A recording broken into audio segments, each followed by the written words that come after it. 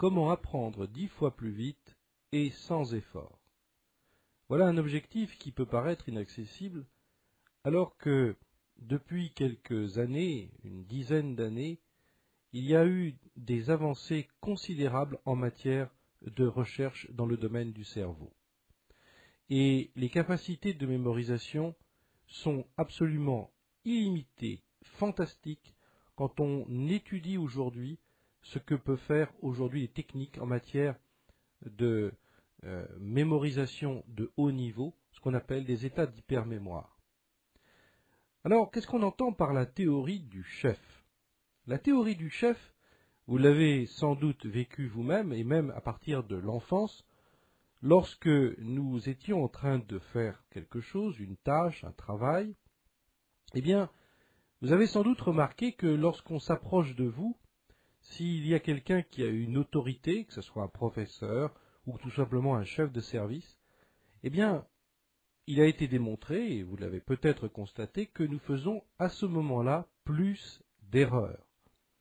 C'est-à-dire que la peur ou la présence de la critique proche de nous engendre un blocage psychologique qui provoque des erreurs et, bien évidemment, ce processus se reproduit quel que soit notre âge.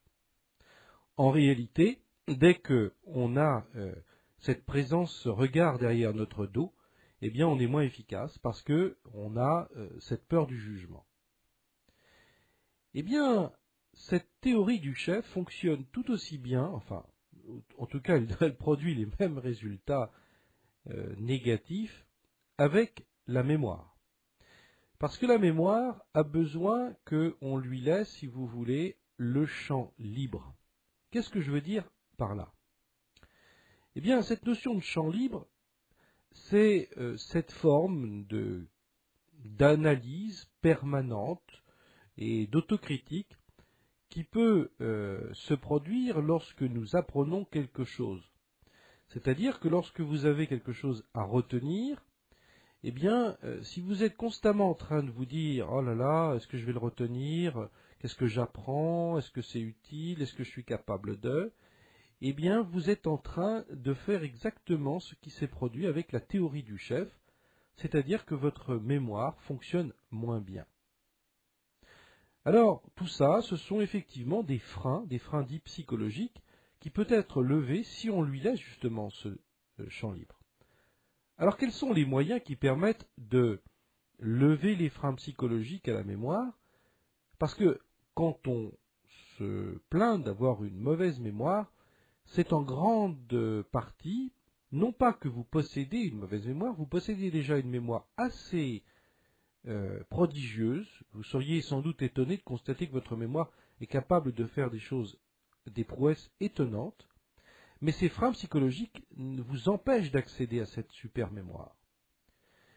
Et le champ libre, il existe, pour avoir ce champ libre, pour lui permettre justement de déverrouiller ces digues intérieures, il existe un certain nombre de techniques, et notamment l'hypnose, qui permet de lever ces freins psychologiques. Pourquoi l'hypnose?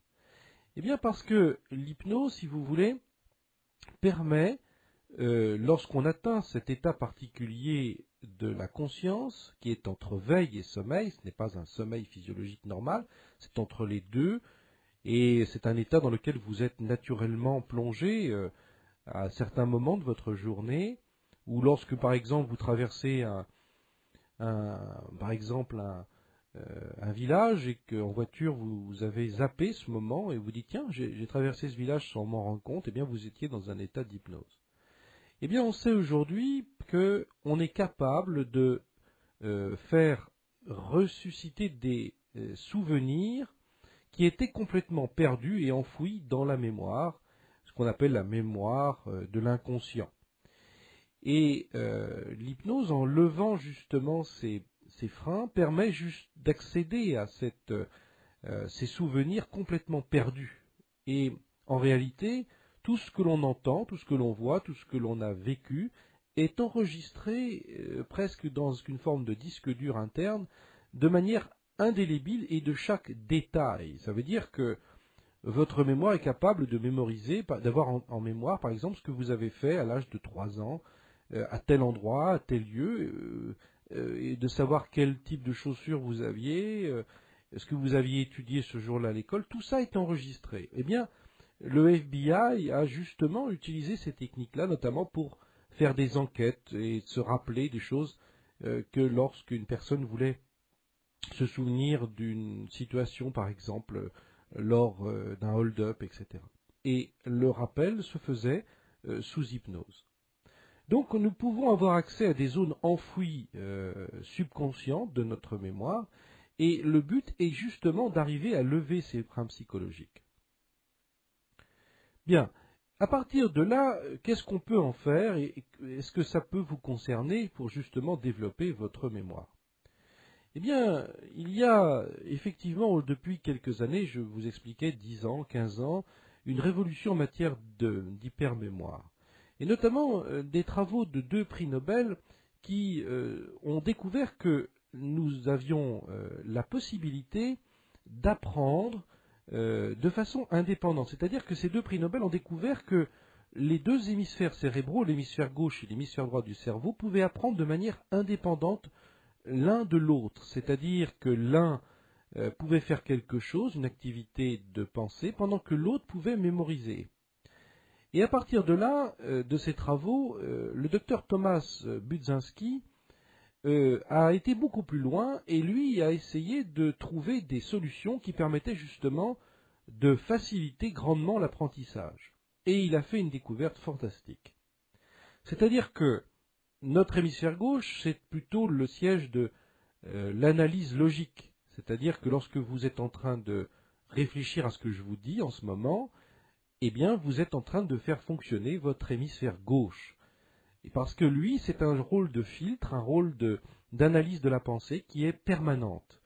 Il joue ce rôle pour essayer justement de filtrer tout ce que vous êtes en train d'absorber comme information ou ce que vous devez apprendre.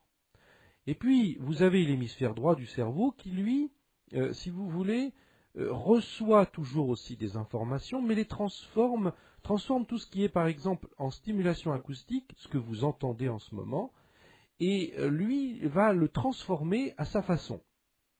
Donc on s'aperçoit que la perception d'information de l'hémisphère gauche ou la perception d'information de l'hémisphère droit ne sont pas les mêmes.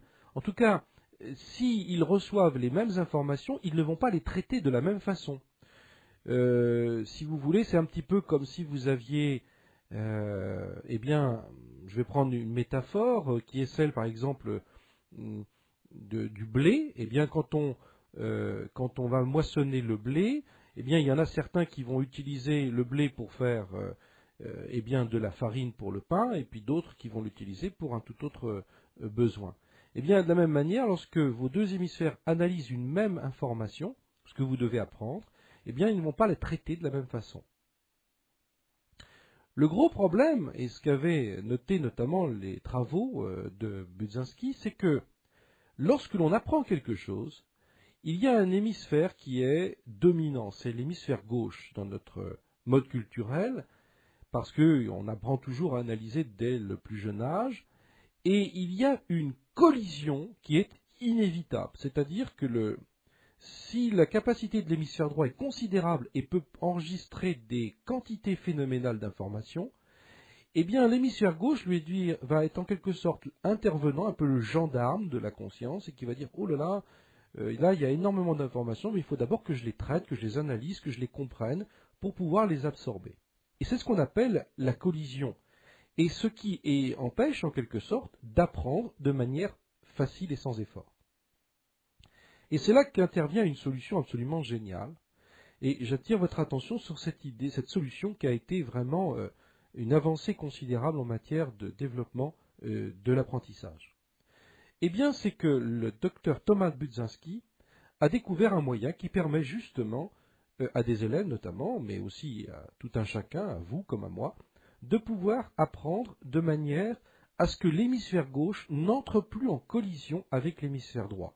Ça veut dire que vous pouvez apprendre désormais, par une méthode qui serait trop longue à vous expliquer ici, vu la technique, de pouvoir en tout cas de faciliter considérablement l'apprentissage et d'obtenir des résultats absolument stupéfiants.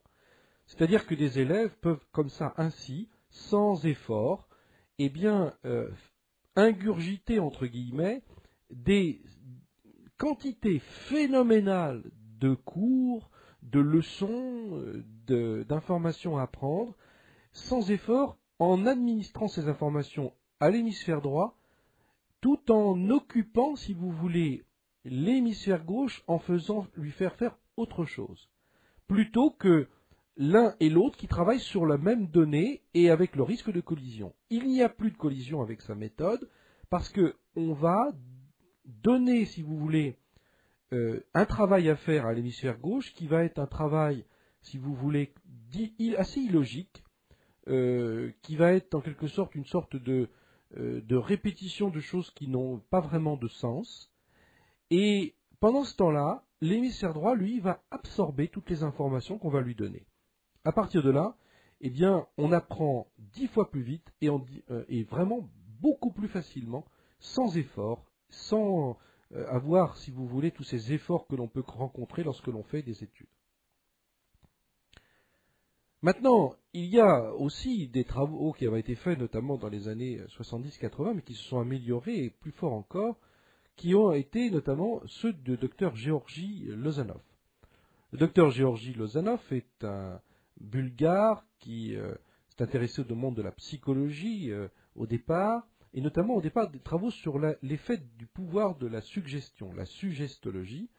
Et ensuite, il a dévié son travail sur la suggestopédie, c'est-à-dire le pouvoir de pouvoir apprendre et d'atteindre des états d'hypermémoire.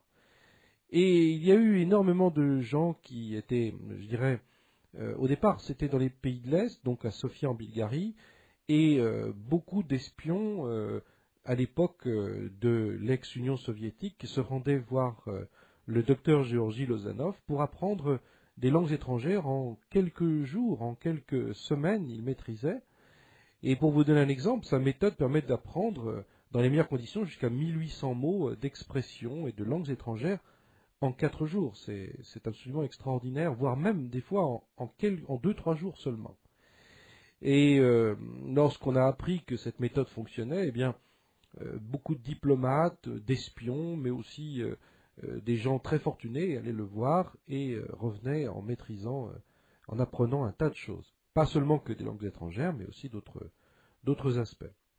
Alors le secret de cette méthode, eh bien, c'est assez extraordinaire parce que on a une idée que lorsqu'on doit apprendre de faire beaucoup d'efforts, beaucoup de travail intellectuel, en réalité, il y a toujours un travail intellectuel, c'est-à-dire de comprendre ce que l'on fait, mais lorsqu'il s'agit de mémoriser, on s'aperçoit que c'est tout le contraire.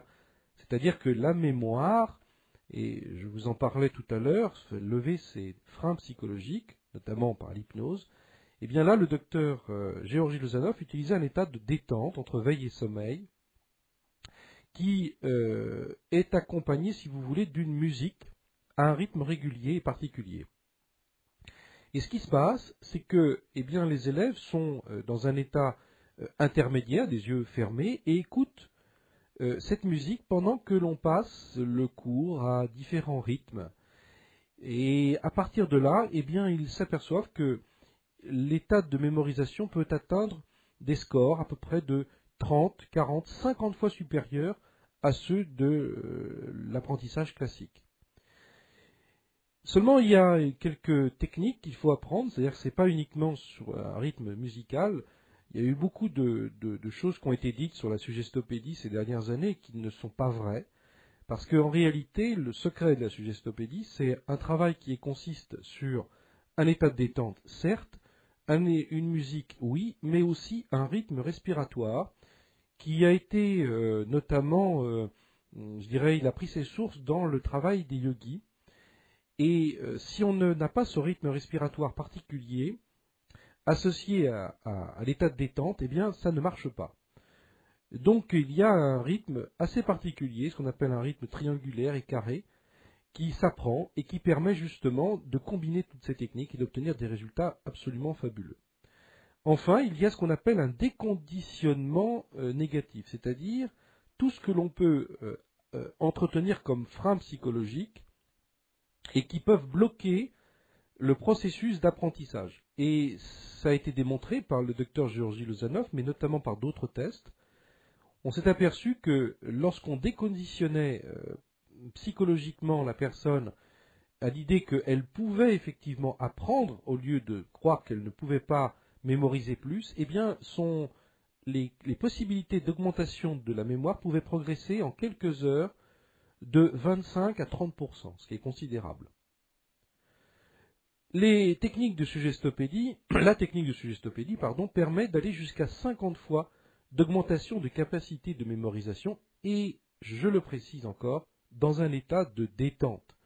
Car il faut, là encore, se déconditionner à l'idée que l'effort est un vecteur de mémoire. C'est tout le contraire. En réalité, on peut apprendre beaucoup plus dans un état de détente.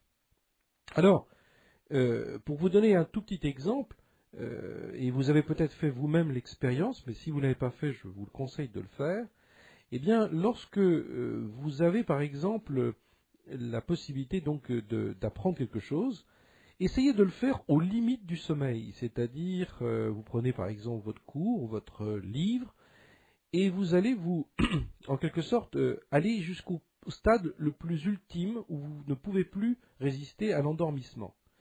Vous apprenez, si vous voulez, aux limites de l'endormissement, mais vous essayez de maintenir cette vigilance. Et vous constaterez que, eh bien, comme une sorte de travail de l'inconscient toute la nuit, vous allez incruster ce que vous apprenez et la mémorisation sera beaucoup plus puissante, beaucoup mieux, en tout cas, entretenue dans votre mémoire que si vous le faites à un état. Alors, rien n'empêche d'apprendre dans un état normal de la journée, mais si vous avez quelque chose à retenir, essayez cette technique.